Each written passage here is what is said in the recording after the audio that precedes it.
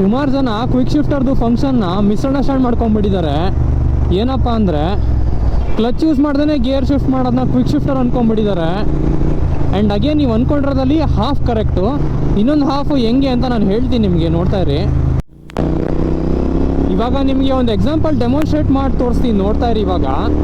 ಈಗ ನಾನು ಕ್ಲಚ್ನ ಯೂಸ್ ಮಾಡದೆ ನಾನು ಗೇರ್ ಶಿಫ್ಟ್ ಮಾಡ್ತೀನಿ. ಇದು GT 650.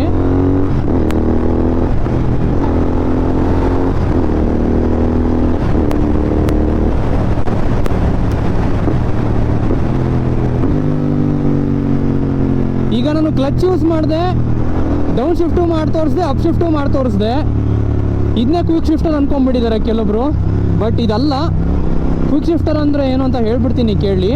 ನೀವು ನಿಮ್ಮ ಥ್ರಾಟಲ್ನ ಬಿಡ್ದೇ ಗೇರ್ ಶಿಫ್ಟ್ ಮಾಡ್ಕೊಂಡು ಹೋದರೆ ಅದನ್ನ ಕ್ವಿಕ್ ಶಿಫ್ಟರ್ ಅಂತ ಹೇಳ್ತಾರೆ. ಈಗ ನಾನೇನು ಮಾಡಿದೆ, ಗೇರ್ ಶಿಫ್ಟ್ ಮಾಡ್ಬೇಕಾದ್ರೆ ಥ್ರಾಟಲ್ನ ಬಿಡ್ತಾ ಇದ್ದೆ ನಾನು. ಯಾರು ಅಬ್ಸರ್ವ್ ಮಾಡಿದ್ರೋ ಇಲ್ವೋ ನೋಡಿ, ಇನ್ನೊಂದ್ಸಲ ಮಾಡಿ ತೋರಿಸ್ತೀನಿ ನಿಮಗೆ. ಕೇರ್ಫುಲ್ಲಾಗಿ ಅಬ್ಸರ್ವ್ ಮಾಡಿ ನನ್ನ ರೈಟ್ ಹ್ಯಾಂಡ್ನ.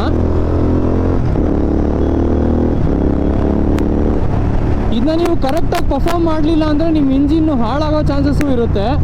ಕ್ವಿಕ್ ಶಿಫ್ಟರ್ ಏನು ಅಂದರೆ ನೀವು ನಿಮ್ಮ ಥ್ರಾಟಲ್ನ ಹಿಡಿದಿಟ್ಕೊಂಡಿರ್ತೀರ, ಆದರೂ ಗೇರ್ ಶಿಫ್ಟ್ ಮಾಡ್ತಿರ್ತೀರ. ನೀವು ಥ್ರಾಟಲ್ನ ಈ ಥರ ಬಿಡೋದೇ ಬೇಕಾಗಿಲ್ಲ. ಸೊ ಇದೇ quick shifter function. Video informative ಅನಿಸಿದ್ರೆ ಒಂದು ಲೈಕ್ ಕೊಟ್ಬಿಡ್ರಿ ಗುರು.